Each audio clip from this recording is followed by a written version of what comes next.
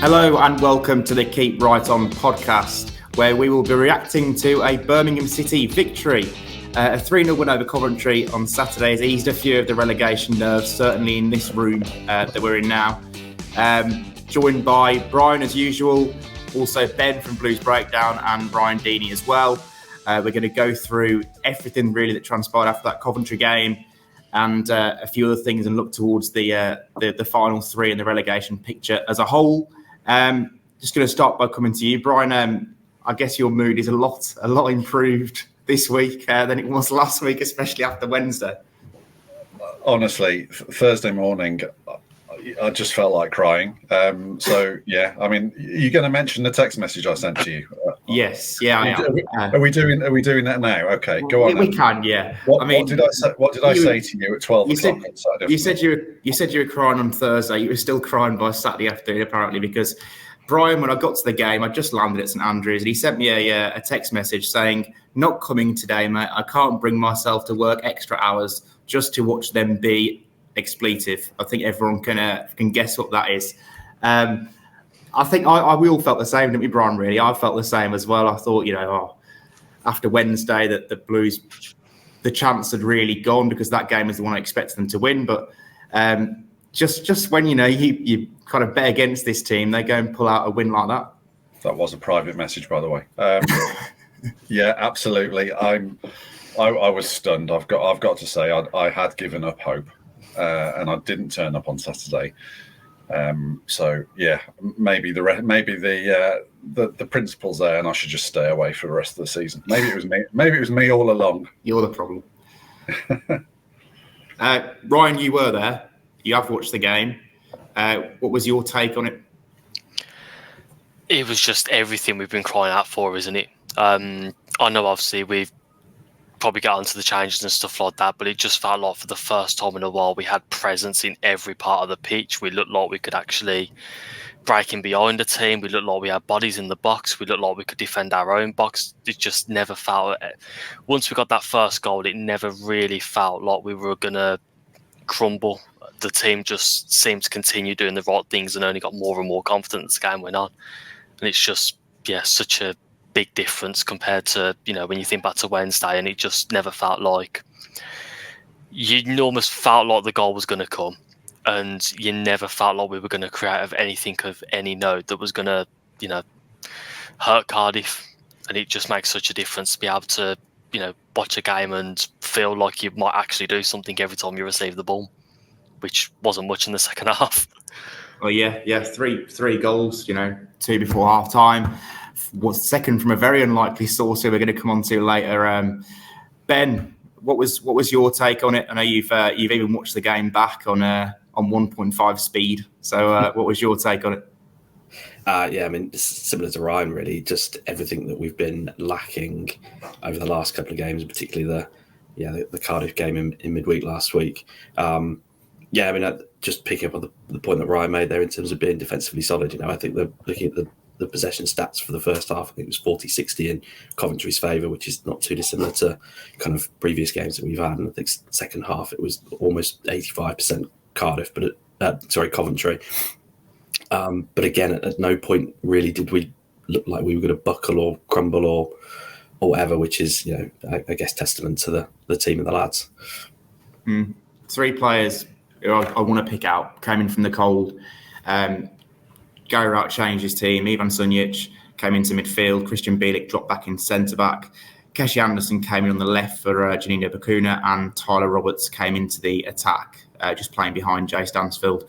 All 3 had absolutely enormous impacts. Brian, I'm going to start with Sunjic, and I'm going to come to you straight away. He does 2 things, really. I think we say the same things about him all the time, in that, he wins the ball back and gives it away. But on Saturday, he won it back so many times, and he really stifled Coventry, didn't he? He did. When we were talking about which changes we wanted to see from the Cardiff side to play against Coventry, I think we both agreed that we need Sunjic to come back into the team. No one's going to portray him as the second coming of Pirlo, but they were so flat, they were so energyless against Cardiff that we just needed someone to light a few fires and land a few punches metaphorically, and Sunjic did just that. And the goal was a bonus.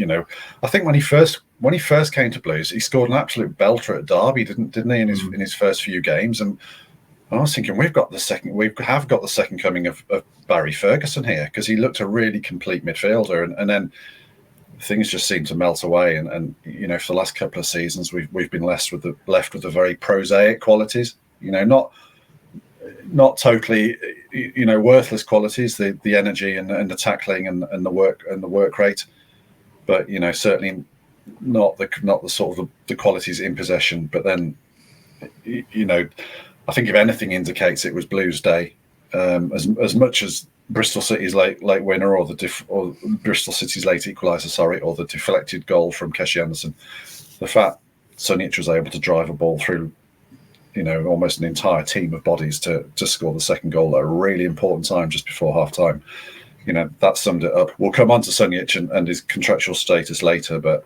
I was happy to see him in the team, even happier to see him score. And we'll come on to what we think about Sunjic's future shortly, I'm sure. Instant impact from Keshi Anderson as well. What was it? Inside 12 minutes, the first goal. Ryan, when you look at, I suppose, the options for Blues in that wide left position, Keshi Anderson is probably the least attractive of three. If you look at it in terms of ability and potential wise, when you've got Siriki Dembele and Janina Bakuna, but he provided the team with so much structure, didn't he, on Saturday? I've said this pretty much from pre-season. I think Anderson, you probably look at him and just think, he's a big, strong lad. He can dribble, he works hard and so on. I think he's one of the most intelligent footballers we've got at the club. And I think even when you look at his movement for that first goal, Buchanan and Roberts play a couple of passes, and you just see Anderson just look at Torp, take a couple of steps backwards to get away from him, and then burst into that space in behind. And thankfully, obviously, Roberts finds him, and the first time crosses able to, obviously deflected in quite poorly, to be honest. But it's just that intelligence, the timing of his runs. He's not the quickest player in the world. Whether that's injuries holding him back, whether that's just his natural state, I don't know. But he's not the quickest player, but what he tends to be is sort of a yard ahead of his marker or aware of the space around him, and it just allows him to escape people just for that moment to get us up the pitch. And yeah, I thought he had a brilliant game, and I think even towards the end, obviously he ended up cramping up and having to come off, but you could see he was still sort of doing his job, dropping in, supporting Buchanan, particularly when Cov changed shape and obviously started trying to create the overloads out wide. And yeah, I thought he had a fantastic game, and it's easy to look at all three changes, and I think probably four when you can sort of consider that Bielik dropped back into centre half as well, and it just felt like we had that presence, that belief, that confidence, and probably even experience as well. I think when you look at the four that came in, all of them are sort of between 26, 28 years old, all have sort of played at a decent level for a long time now, and all probably what you'd say are very selfless players as well. I think Bielik obviously dropping at centre half. Sunjic never does anything for himself really, and Roberts and Anderson sort of prove the qualities they do have on Saturday. And yeah, just a lot better and a lot more balanced all round. I think Anderson, Sunjic, definitely probably man of the match contenders. I think there are a lot of man of the match contenders. The one I went with in the end in my player ratings was Tyler Roberts. I just thought he was outstanding and offered so much going forward. I think when you set up in the structure Blues did in that 4-2-3-1 with a lot of, you've got the ball winners like Sunjic, you've got Bielik playing at the back. I think you need that sprinkling of quality. And I think Tyler Roberts obviously offered that with those two passes. The first one was really good, but the second one he made for Stansfield's goal I thought was absolutely majestic. To even spot that pass, and obviously Stansfield find that run as well, deserves credit in the finish. But I thought Roberts, we've been waiting for him to show up in a Blues shirt. I know he's been, hurt by injuries in the first half of the season, but I think we saw his ability in that game against Coventry, and that really needs to be the standard for him now, doesn't it, going forward? He needs to be a top player for Blues and probably one of the first names on the team sheet, and that's the level he's got to hit, isn't it? I don't want to get too geeky in terms of the tactics or anything like that, but obviously we all saw Coventry made the triple sub at half time. They completely changed their shape, so they went from sort of similar to what Blues have done recently, which is the 4-1-4-1, and move towards, in theory, a 4-2-3-1, but it sort of worked out a bit more like a sort of 3 across the back, 2 defensive midfield, then the 4 behind Sims. And what Blues did in the first half was constantly look to play wide. So we had Miyoshi and Laird constantly linking up. We had Anderson and Roberts linking up.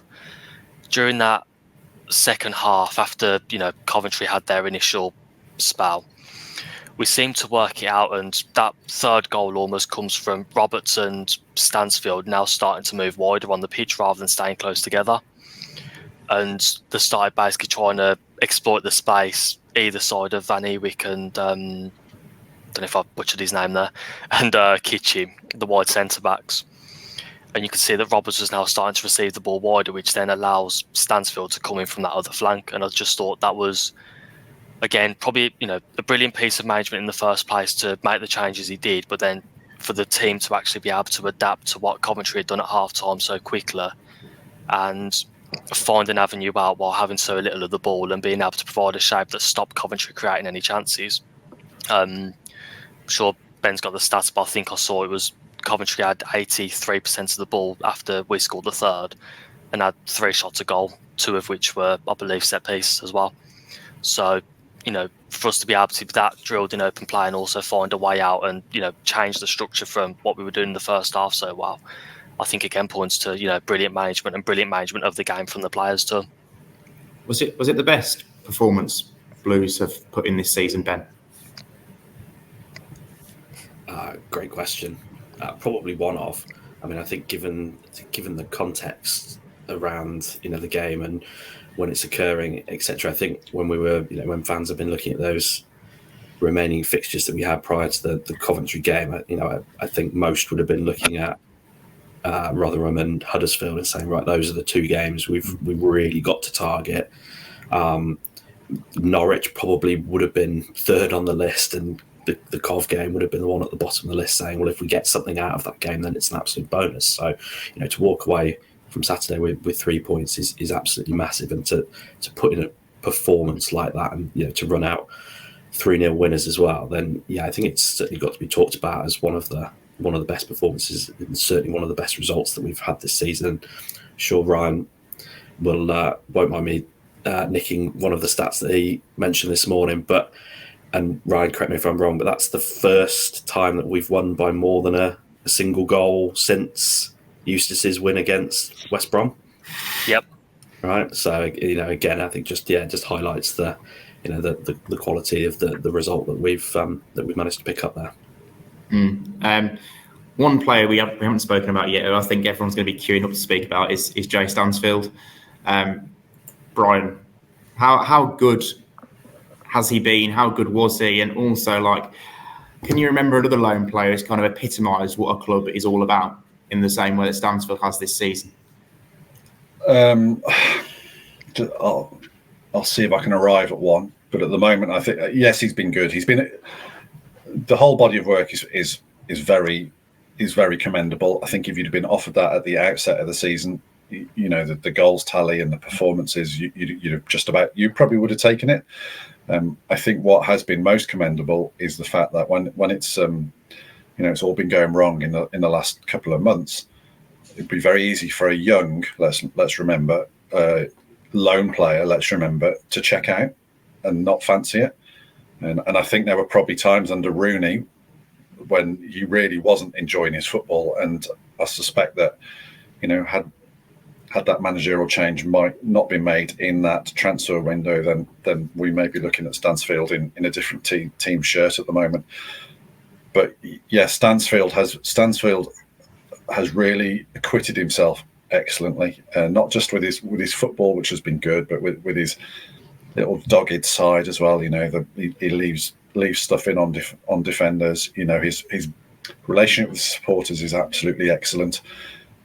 Technically he's good, and I think physically he's improving. He still needs to find out what's going to work for him if he's going to play centre forward for the rest of his career.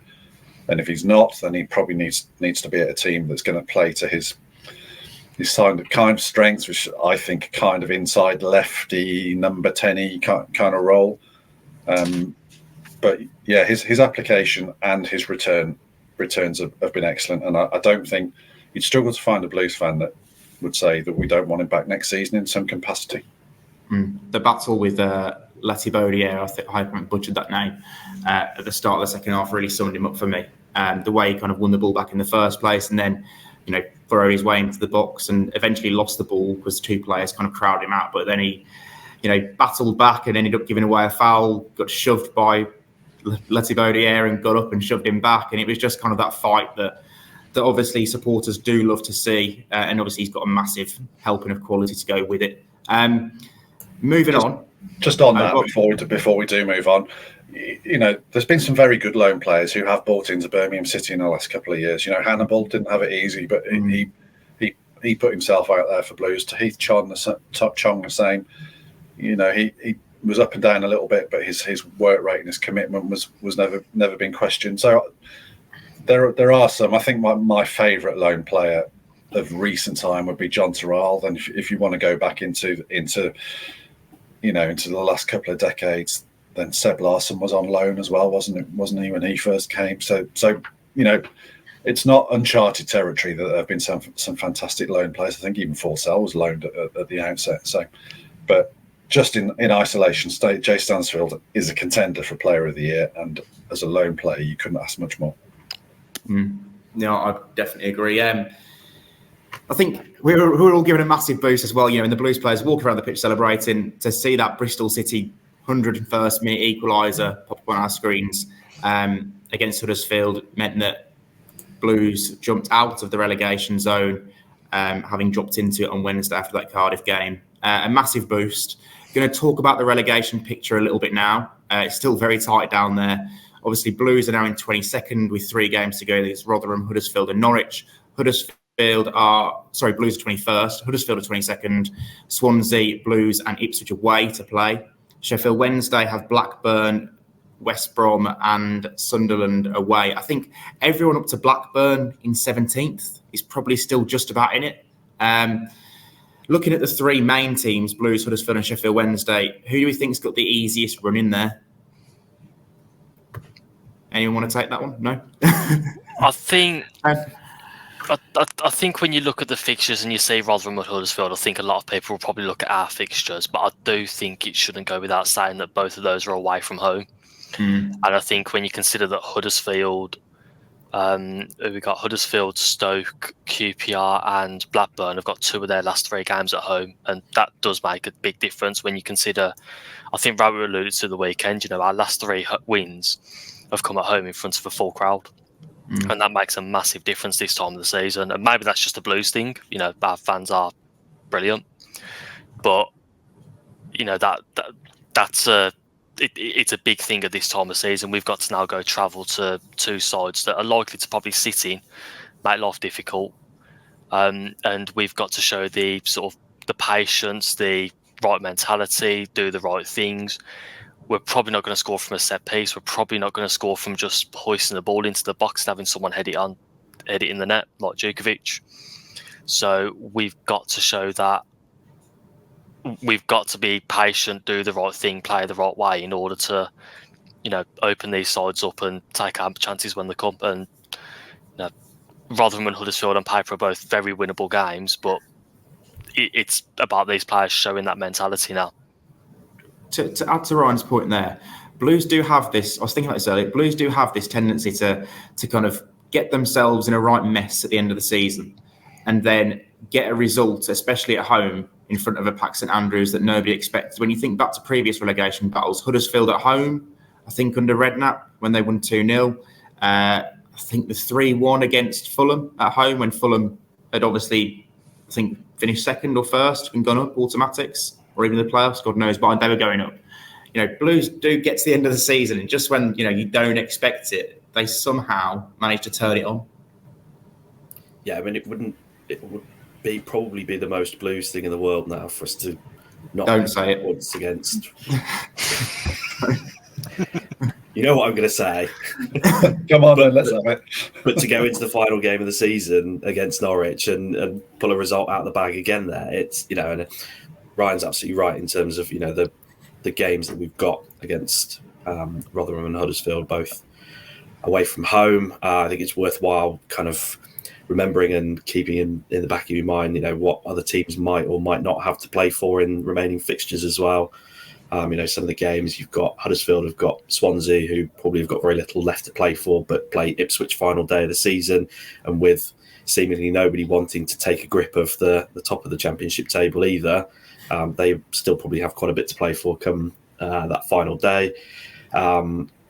Sheffield Wednesday have got Blackburn, who maybe just about out of it, but wouldn't bet against a John Eustace team. He certainly won't make it. They won't make it easy for them, you wouldn't think. And then I've got games against West Brom and Sunderland, who Sunderland are basically on the beach, got nothing left to play for. West Brom, possibly by the time that game comes around, will be out of sight of the other teams chasing the playoffs. So you just never know, do you? I mean, the picture changes on on match day by match day. So I think on paper we probably have the easiest of the run-ins of those three teams, but it's not played on paper, is it, football? So if we look at I'm going to bring up the table for people who are watching on YouTube, but if we look at the league table, that's how it looks going into the final three. How many points do you think it is? Because I've been thinking about this for a couple of weeks now, and I reckon 49 probably does it for Blues, when you consider that they've got a superior goal difference now to Huddersfield and Sheffield Wednesday. So if they got to 49, that would mean that Sheffield Wednesday and Huddersfield have got to get to 50, and that'd be 2 wins from their final three. And I mean, Huddersfield have got Swansea Blues and Ipswich away, so they could beat Swansea and Blues and lose at Ipswich and still stay up. But I think 49 points would be too much. I genuinely think 49 points would do it. 50 for me. I can see Sheffield Wednesday winning 2 of their games. I can see them. I think Albion at home will be hard for them, but I can see them winning against Blackburn. I can see them winning on the last day against Sunderland, which will put them on 60. So Blues therefore need 5 more points for the superior goal difference to kick in. But yeah, I think 50. I had 52 in my head, conservatively, for the same reasons. That then, if one of those 2 teams below us, Huddersfield or Sheffield Wednesday, managed to win 2 of those of their last 3 games, then we're still level with them with a superior goal difference, hopefully. So yeah, I had 50. Yeah. I think one of the good things about it is that it's just very much in our hands, isn't it? It's not like and obviously we're all watching other people's results and seeing how other things go, but if we do our job, we stay up. It's not a case of there's that many sides down there that not every side is going to win 2 of their last 3 games. Where if we do our job and get the results that we need, then we stay up and we can just make it easy for ourselves, which we don't tend to do, but we can. The possibility is there. Just looking at the Rotherham game. Rotherham's home record is really bad. They've only won 4 of their 21 home games.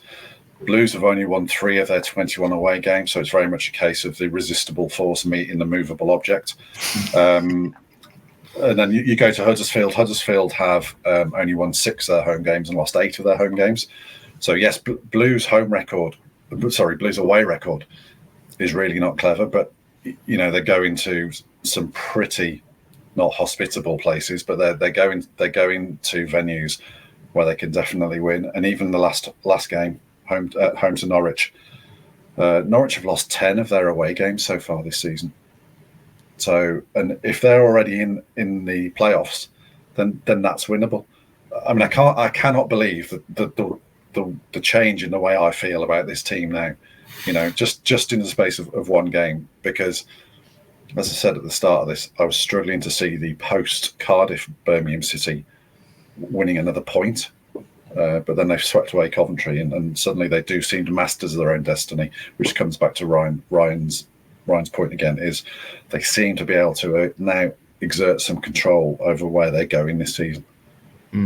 Saturday's got to be the standard, hasn't it, really? They can't. I mean, when the intensity level was that high, they've got to kind of get towards that in those final 3 games, then surely they will get enough points. If I look at the 2 coming up, they've got to beat Rotherham. And I think they've got to avoid defeat against Huddersfield. I think 4 points from those 2 games, because that Huddersfield game is such a 6-pointer, and I hate to use that cliche, but it is such a 6-pointer, that if Blues get to 49 points from the next 2 games, then I think it's going to be really hard for Huddersfield or Sheffield Wednesday to come back from that. Obviously we don't know what Sheffield Wednesday will do in the meantime, but that points tally going into the final game against Norwich would give me quite a lot of confidence. Yeah, I think the most important thing is that we back Saturday's result and performance up against Rotherham. It was, but I think most of us would consider what happened on Saturday as a huge bonus. And Alex, you're absolutely right in terms of that has to be the benchmark now going forward. It means very little if we go away to Rotherham and surrender like we did against Cardiff ultimately, because we'll be feeling like we were again on that Thursday morning come Sunday morning. So yeah, really, really important to go to Rotherham and put in a performance and to come away with a result there as well. I'd be interested in everyone's perception of this on Saturday. Was it a case of Gary Rowett finding the right system with the right players? Or was it just basically the main variable being the players that were on the pitch, put it in, they understood the gravity of the situation? I think there's a lot of different ways to look at it. I think, like I say, we've obviously mentioned the extra presence and the extra sort of experience on the pitch, which I think definitely helped. I think we also probably need to take into account that Coventry had just played Southampton and Leeds and have a semi-final against Manchester United to look forward to next week. So were they at their best? Were they sort of, was each one of their players sort of up and at it in the sort of way that we were in front of a full crowd? Probably not. So I think there's a couple of different variables that worked out on the day, and I think it'll be interesting to see. We know that when we play Rotherham, they're going to sit in. They're obviously a very hospitable side. They've give away goals left, right, and centre, and struggled to, get points at all this season. But we know they're going to sit in. They're going to try and frustrate, and even with the sort of, there isn't going to be much of a crowd there to sort of, G us up. We're going to be relying on the sort of away fans to kind of make any noise around the stadium. It's not going to be like we're going into a hostile ground, and the fans are going to get the sort of home team up, and we're going to sort of respond to that. We're going to very much be, it's going to be a pretty dull atmosphere, and the players are going to have to pick themselves up and get the job done. They've got to stay patient. They can't just start reaching a point like we did against Cardiff, where you just start making silly mistakes all over the pitch and not continuing to do the right things when you do get a little bit frustrated. So I think Saturday felt like a sort of, perfect storm of everything coming together at once. That little bit of luck with the first goal, Sunjic volleying home because we've actually attacked a set piece. It was all those little things that came together. I can't imagine we're going to get the exact same thing happen on Saturday and then at Huddersfield. So we're going to have to stay patient and make sure we do our jobs properly, and hopefully it's enough. Everyone says never change a winning team, do they? But when you go to Rotherham, it's going to be a very different game to what Coventry at home was. I think Rowett picked a team against Coventry that matched the intensity of the crowd, didn't he? And probably picked more of a hard-working, structured 11. Whereas you look at Rotherham in a game where Blues are probably going to have quite a lot of the ball, and Rotherham will probably sit in a low block.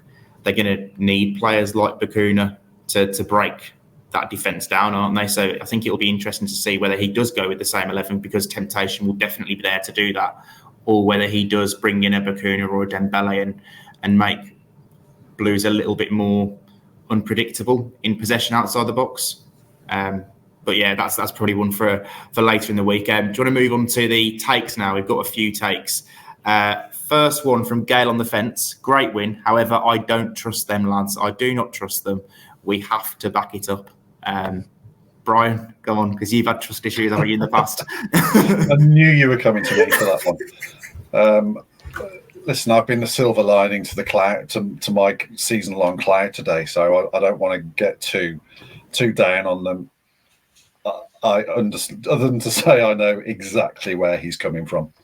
Recreating that and that mindset and that desperation in a game that everyone's saying, "Oh, I can go to Rotherham and win because everyone else does." That is going to be the task in a nutshell for me. The reason I asked the question about was it tactics or was it attitude is because I'd like to think that we've found a way to play that finally suits us. And who knew it was something that John Eustace alighted upon all those months ago. Just got to get that in. I know I have to on every podcast. But so if they've got the blueprint and now they've seen set the standard and understood what it means. Ryan's point now about them having to go and self-motivate, I think that's a key one. And I think that is a little bit, we haven't quite seen that just yet, certainly away from home. So do my trust issues still linger? I'm afraid they do, just a little bit. Steve's got a different take, but along a similar theme. Coventry was a performance where maybe the penny has finally dropped with a few players. It was everything Cardiff wasn't. Hoping the momentum is now there to go and take 4 points from the next two. I think we've said a lot of that, haven't we? I think 4 points from the next two would be ideal, especially if that taking points off Huddersfield is going to be massive. It has to be the standard, doesn't it? They can't, as we said, can't go and beat Coventry, a playoff chasing team, FA Cup semi-finalists 3-0 so comprehensively as well in the way they did it, and then go and draw or lose at Rotherham. We saw potentially, going back to Rotherham in December, at the start of December, that was, for me, probably the worst performance I've seen this season from Blues. I thought it was absolutely awful. I have no idea how they didn't lose that game. They did their very, very best to give Rotherham at least one goal, maybe two or three that day. And they can't put in another performance like that. You'd hope now with this group of players that Rowett seems to have settled on 14 or so players, doesn't he? He hasn't used a lot of players in his time at Blues. He's pretty much discounted some. He had three unchanged 11s before the Coventry game, had to make changes. You'd hope that they now understand what's needed in these final three and can go to Rotherham and get a result and then follow it up at Huddersfield. Thanks for resurfacing that Rotherham at home game. Most of us had actually put that one to bed and out of our memories. What was the worst one this season? Because we've had a few, haven't we? And a lot of them have come at St Andrews. Like we think of Bristol City at home. I remember that one. Yeah. And that was because that was obviously after Stoke on Boxing Day, and that was an absolute shocker. But Bristol City Blues showed no intent. And I remember going to the press conference after the game. We were talking a lot with Wayne Rooney at the time about, you've literally not laid a glove on a team in 90 minutes. And his answer was, well, we kept a clean sheet. And you said in the last press conference that how are we going to keep clean sheets? We kept a clean sheet. So it was like, job done. And obviously, went to Leeds and lost 3, lost his job. But there's been that one. There's been a few, haven't there, this season? Anyone got a particular low light? Trust Alex to drag the mood down. I don't know. Sorry, Ryan. Go on, Ryan. We kind of had this conversation the other day, and like the chat that me and Ben are in, and I think we all agreed that Leeds was the worst one because it wasn't just that we went to Bristol City, played Bristol City, and offered absolutely nothing. We then went to Leeds and not only offered absolutely nothing, but also we were so easy to play against. We had Ollie Burt playing right wing back. It was just, it was just like you sat there, thought, I don't think everyone had pretty much made the mind up after Bristol City. I think even the most ardent, not even Rooney supporters, but just supporters of the board's decision to bring Rooney in, finished that Bristol City game and went, we can't do this any longer.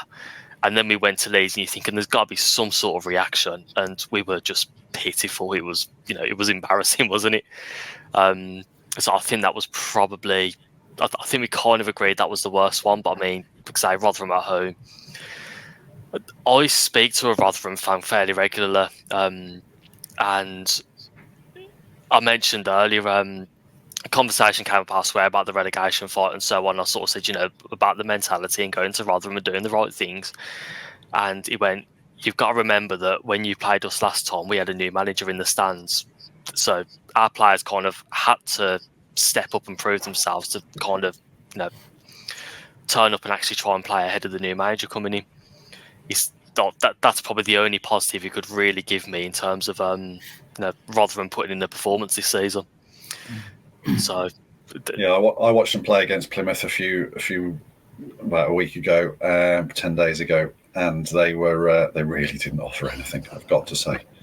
But for a team at Plymouth stage, they were really struggling, and they were comfortably better than Rotherham on their own patch. And Plymouth's away record is absolutely abominable. So Yeah, I mean, we are talking ourselves into an absolute banana skin here, aren't we?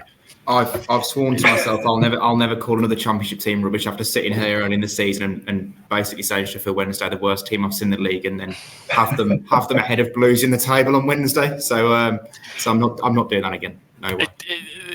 There's almost like an idea of it. Almost becomes like, do you remember the Wigan game early on under Eustace when we had kids left, right, and centre playing? I think we ended up with Josh Williams and Jonathan Lecco playing wing back, and then they went and scored with 10 men in the last minute. Yeah. Moving on. Matthew, it's a good one to talk about. Bielik in central defence and Sunjic in midfield are the two main reasons for the performance against Cov. The presence of Ivu, unsettled Anderson, and the rest of the defence. I don't want to butcher Emmanuel Ivu anymore and have a go at him anymore, because we did say on the last podcast between Brian and I that I think he had to be taken out of the team, not because he played awfully against Cardiff. I thought there's probably a lack of tempo when he was bringing the ball out from the back, but I don't think he defended dreadfully. I think there's been a lot of performances this season where he has defended poorly and given away goals and made mistakes. Not so many in the last couple of months, I'll admit, but he still made mistakes that could have led to goals in those games. And I think that's the Preston game. There were two in the first half of that one that could have quite easily probably should have resulted in goals, and Blues got away with them. But yeah, I think having Bielik back in defence, as much as I was kind of reluctant, because I think he's, in the way Rowett plays, he's so influential in midfield. I think having him back in defence alongside Sanderson really, really helped. I thought Tyler Roberts was my man of the match. Bielik was a very close second. I thought he was pretty much faultless in the way he stepped out to channel his inner John Stones and create that third goal. I thought was really impressive as well. So yeah, I think that's a really good take, and I guess you guys are probably all in agreement. Sunjic and Bielik absolutely key to that Blues performance and win. There was one more moment, I think it was before that, the one where obviously he came out to help set up the third goal. And it was just simply, I think the ball got played to Sunjic, and you're expecting your two centre-halves to stay where they are, and Bielik stepped forward basically into midfield, received the ball off Sunjic to then go play, because there was just nobody there. Like, he's seen the space, stepped forward, and it was that. There were so many little proactive moments during that game rather than us reacting to situations, which again I think were kind of part of the reason that we performed so well on the day. Questions now, and this is the one we've been waiting for. Sam Holton, if Sunjic is willing to take a 50% pay cut, would you give him a new deal? Brian, you unmute your mic. You've answered this one about 40 times this season. I think probably 39 and a half times you said the same thing. So are you going to say anything different this time? 41 and a half times. As thrilled as I was with his performance and his goal, if Blues are going to go forward, no is the answer. Sorry, not for me. I think it's time to get midfielders in like Peck, who have ability on the ball as well as a little bit of bite. Peck's not maybe a great example of that, but we need more complete central midfielders if Blues are going to go forward. So massively grateful, but I can't really be doing a 180 on a space of one performance. Ben, anything different from you? No, I think I shared a very similar opinion the last time we spoke about this, and I still absolutely believe that there is room for a combative midfielder within the Blues squad. Absolutely.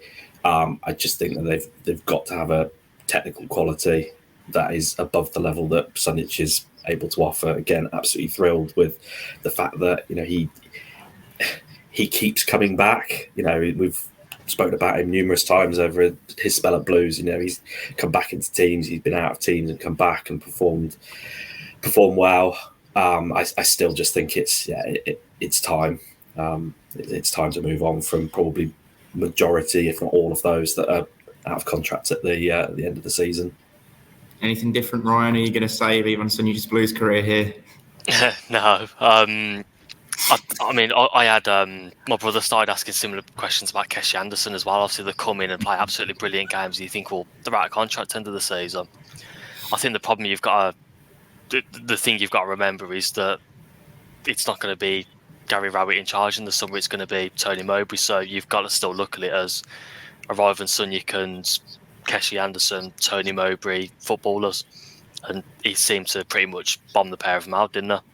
Or certainly, even if they were in and around the squad and stuff, he never really played them. He wanted to move in a different direction. So you've still got to keep that in mind of what's the direction going to be moving forward, and are those guys going to play key roles moving forward? And if the answer's no for Mowbray, then it doesn't really matter what they do over the next 3 games or so. They're just playing themselves into contracts elsewhere. So it's a strange set of circumstances, isn't it, when you think about it like that, because you've got Gary Rowett at the moment who probably would prefer, well, obviously prefers having someone like Ivan Sunjic in his midfield, and yet Andre Dazelle can't get a game. And if Tony Mowbray comes back and continues in the summer, then Andre Dazelle's probably going to be one of the first signings he looks to make, and yet he probably won't play a major part in Blues fighting relegation in these final 3 games. So I guess horses for courses and different managers like different players. But hopefully that has answered your question, Sam, on Ivan Sunjic. Sorry, Alex. It might also be me being a little bit cynical, but I guess we're at that stage of the season now, right, where players are knowing that they're out of contract, and you would imagine that some sort of negotiations or conversations would start to happen and be playing out now. Like I said, I don't want to be cynical about it, but these are players that are potentially out of contract in the summer and looking for new deals elsewhere. That might play into some of these performances that we might be seeing. And whilst in the short term, it's absolutely fantastic, that they are putting in great performances that help Blues. I don't think we should be so naive to think that that's the only reason that potentially we might see some performances over the next couple of games. Yeah, it might be to Blues' detriment, really, but I think I can imagine by now that the 8 senior players who are out of contract probably have a very good idea as to whether they're going to be offered a new contract in the summer, because we are 3 games out. We're probably a month out from when it's going to be released.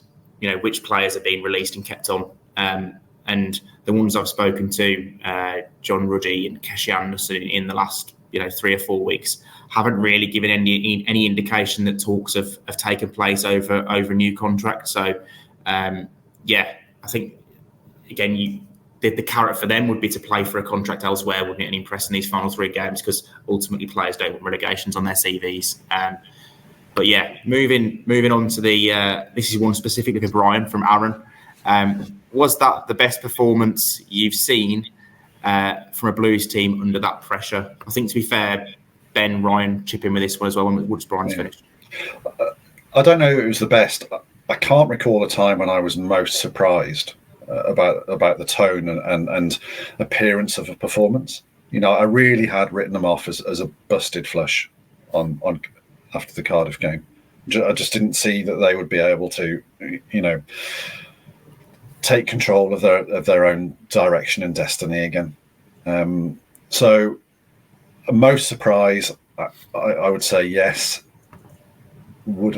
Best, I mean, you've got to go some. Than I think 5 or 6 years ago under Gary Monk, when you are facing a Fulham side that haven't lost in half a season, and you absolutely dismantle them on the last day of the season. You have to go some way to beat that as a quality of performance. So not necessarily the best, but definitely the most surprising. Ben, Ryan, are you in the same camp as Brian there? I think I'm in agreement. It's probably that or Fulham. I think the fact that Fulham was on the final day. But I think there was also a sense then as well of, did we need to win on the final day of that season?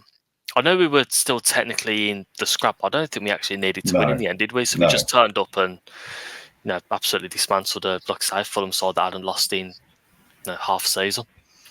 Yeah, I think Blues started the day out of the relegation zone, but obviously it was dependent on results elsewhere. But that was a Fulham team with Mitrovic and Kearney and players like that. And as I said, they hadn't lost for half a season. It was under Jukanovic, and they were just brilliant. That Fulham side was. Top of the cop. Was the decision to play Bielik at centre half a Mowbray recommendation? How much talk is going on between the two managers? To be fair, I can take that one.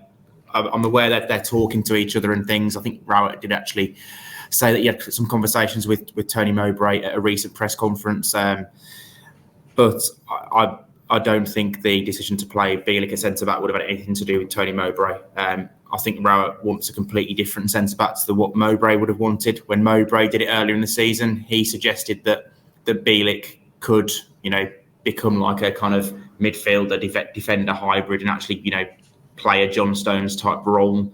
Rowett in his post-match comments after the Coventry game, when Bielik had stepped forward and, orchestrated that attack for Jay Stansfield's third goal, was kind of doesn't want Bielik to be doing that kind of thing. He wants his centre backs, especially in a back four, to be centre backs and stay in their positions and actually defend first and foremost. So again, different styles of play require different players and different skill sets from players. But Bielik, I think, was the best option, and Rowett has made clear from the outset that Mowbray has given him his blessing to do the job in his way. And I'm pretty certain that Mowbray wouldn't have had any influence in that decision. It would have just been Rowett seeing it as the best fit for that game.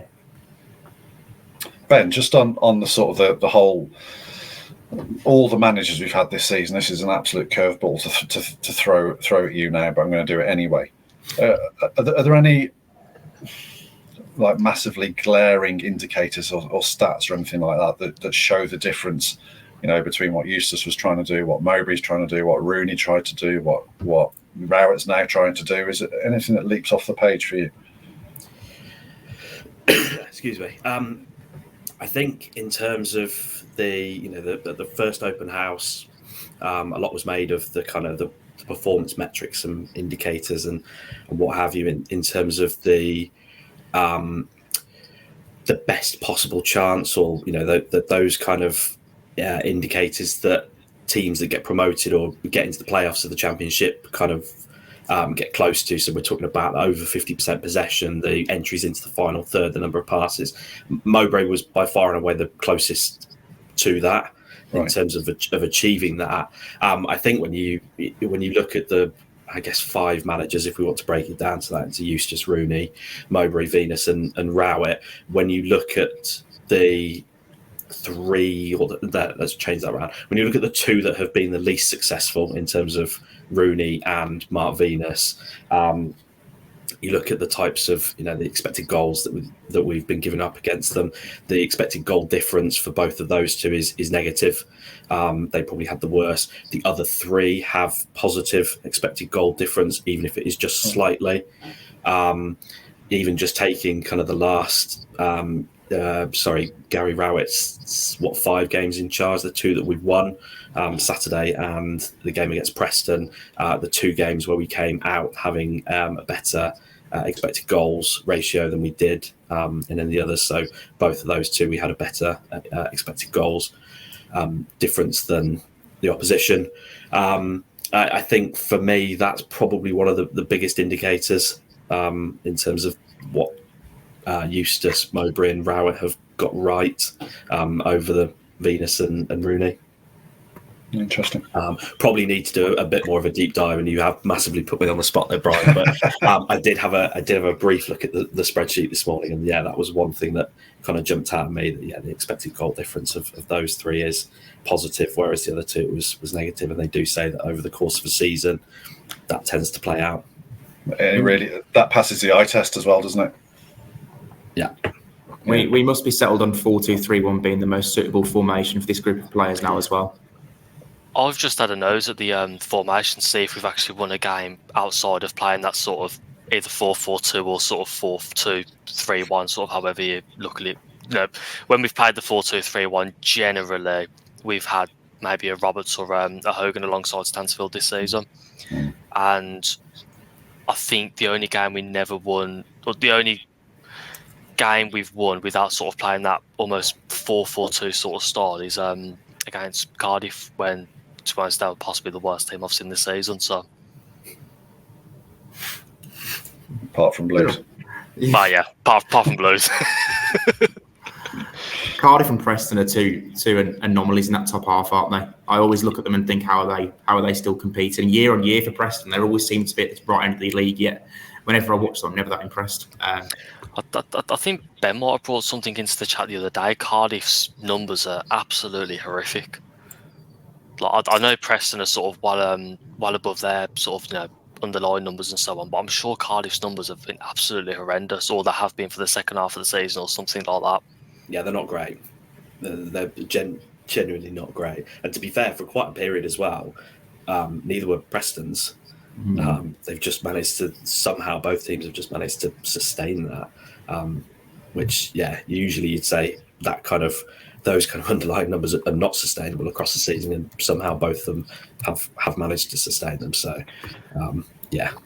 I think it probably goes back to, if you ever look at Saturday and obviously our sort of improvement with an actual presence at sort of the front end of the pitch and the back end of the pitch. I think when you look at Cardiff and Preston, they've both got, you know, giant centre halves. They've got guys up front that can hold the ball up and play, and it just makes such a difference having that quality in both boxes, rather than, even if you're not controlling the game across the centre of the pitch. Rightly or wrongly, I do like to look at goal differences as kind of a metric for how good a team is across the course of a season. And, you know, Preston are the only team in the top 10 with a minus goal difference. Cardiff have got a minus 12 goal difference, and they are 11th. I mean, you know, that's kind of what the teams 17th, 16th and under have got. So probably says they're in a bit of a false position and have been really bailed out by their set piece record this season. Just on that as well, then, Alex, and go back to my point around, you know, the differences between the 5 managers we've had this season. The expected goal difference between for Eustace, Mowbray, and Rowett has been positive, but so has the actual goal difference as well. Eustace had a +4, Rowett's a +1, and Mowbray was level on 0. Rooney was -15, and Mark Venus was -6. Well, Rooney actually got -15 as well, because I think there's 15 scored and 30 conceded across his 15 games. So yeah, that fits. Will Mills, was there an issue with Pritchard and the staff on Wednesday that led to him being dropped from the squad? I don't think we can categorically answer this question, but Brian, there was a bit of a moment during that Cardiff game, wasn't there? I think with Pritchard not understanding his position when substitutions were made.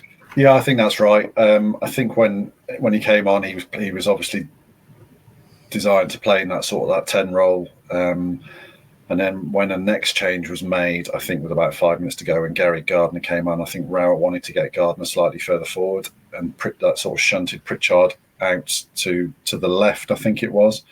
And then by that stage, Keshi Anderson just seemed to be playing everywhere or nowhere. And then, yeah, I think Pritchard did. Listen, I don't know how to describe it, because I didn't see it with my own eyes, but I think he asked something of the bench, asked for clarity. You know, maybe that's a generous description of what went on in that discussion, but there was an exchange with the bench. Yeah, that's all I can say. I obviously have no idea what the contents of that exchange were. To finish the podcast, Dave J has asked, can Brian recreate his reaction when we won for your YouTube viewers?